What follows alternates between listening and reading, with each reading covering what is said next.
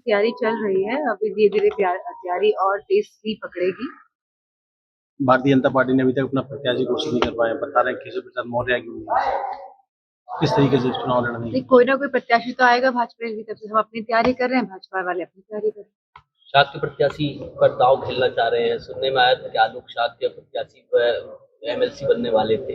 इसके बाद उनका नाम कटा तो शाक्य मतदाता राज हो सकता है। कोई शाक्य मतदाता नाराज नहीं होगा। आलोक शाक्य जी हमारी समाजवादी पार्टी के एक मजबूत स्तंभ है मैनपुरी से, और हम सब लोग बहुत ही स्टेबिलिटी के साथ और कोऑर्डिनेशन के साथ काम कर रहे हैं। लगातार सांसद भाजपा के बृजभूषण सिंह का समाजवादी पार्टी विरोध करती रही है। अब चर्चा चल रही है कि राष्ट्रीय अध्यक्ष उनको टिकट देना चाह रहे हैं। नहीं, अभी तो चर्चाएं चल रही हैं, इसमें ऐसी कोई बात नहीं है। चर्चाएं तो कौन चला देता है आप सबको पता ही है, कौन कहाँ से कैसी चर्चाएं चलती है। कोई सच्चाई नहीं है, बृजभूषण को टिकट देने की बात हो रही है। मुझे नहीं लगता इसमें अभी तक कोई सच्चाई है। अच्छा, बीएसपी मायावती के लिए अभी स्टैंड क्लियर नहीं हो पा रहा है कि आपकी पार्टी की बात चल रही है, गठबंधन पे अभी भी जगह है। गठबंधन जो होना था वो मुझे लगता है हो चुका है, क्योंकि गठबंधन की बात पिछले 6 महीने से चल रही है, अलायंस की बात, और अब जाके जब गठबंधन हो गया, सीट शेयरिंग भी हो गई है, तो इसकी मुझे कम लगती है इस बात में कोई भी वास्तविकता हो। एक नई खबर निकल के आ रही है, बता रहे बदायूं से टिकट परिवर्तन हो सकता है। ये तो राष्ट्रीय नेतृत्व के उसमें का सवाल है, क्या वही उम्मीद डिसाइड है? करेंगे। क्या उम्मीद है परिवर्तन की? नहीं, मुझे इस बारे में कुछ नहीं पता। मुझे मैनपुरी के बारे में पता है। मैनपुरी की दिल्ली के जानकारी है। मुख्यमंत्री अरविंद केजरीवाल का इस बार लोकसभा चुनाव में उनका कहना है कि इस बार धर्म और अधर्म का युद्ध।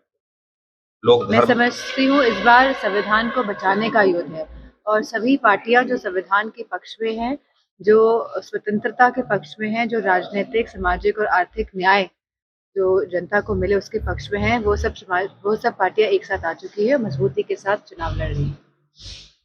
बीजेपी कह रही है समाजवादी पार्टी घबराई हुई है। मैनपुरी जो सीट बीजेपी जीतने जा रही है तो उसको लेकर समाजवादी पार्टी लगातार मीटिंगें कर रही है, घर घर जाके दौर लगा हुआ है लोगों से मुलाकात करने के लिए।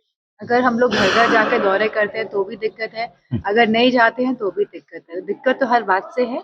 तो मैं मैनपुरी की जनता से कहना चाहूंगी कि मैं पूरे समर्पित होके उनकी सेवा करने के लिए समाजवादी पार्टी की प्रत्याशी हूँ, और आप पूरा योगदान दीजिए।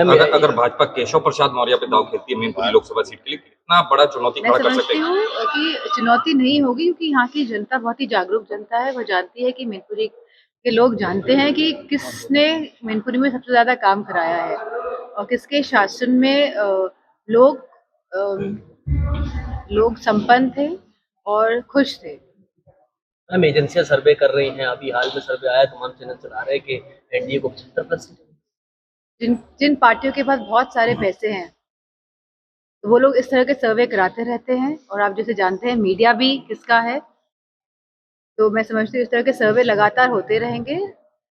संवैधानिक संस्थाओं को जैसे लगातार आप बोलते रही, चुनाव में इनका दुरुपयोग होता है, इस बार भी अगर होता है तो आपकी क्या तैयारी है और किस तरह से निपटेंगे?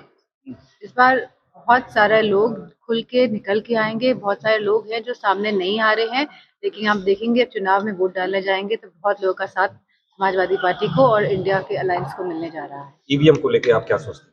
ईवीएम में मैं समझती हूँ सारी डेवलप्ड और अंडर डेवलप्ड कंट्रीज जो है, जितने भी देश हैं, सब में बैलेट के माध्यम से ही वोट हो रहा है। ईवीएम आया था, लेकिन सब देशों ने ईवीएम को हटाकर बैलेट लेकर आए हैं, क्योंकि लोगों का विश्वास नहीं है। बात ये नहीं है कि मशीन सही है या गलत है, बात है कि लोगों का विश्वास किस चीज में है। अगर लोगों का विश्वास बैलेट पेपर में ज्यादा है तो मैं समझती हूँ कि सरकार को बैलेट पेपर के माध्यम से ही आने वाले चुनाव कराने चाहिए।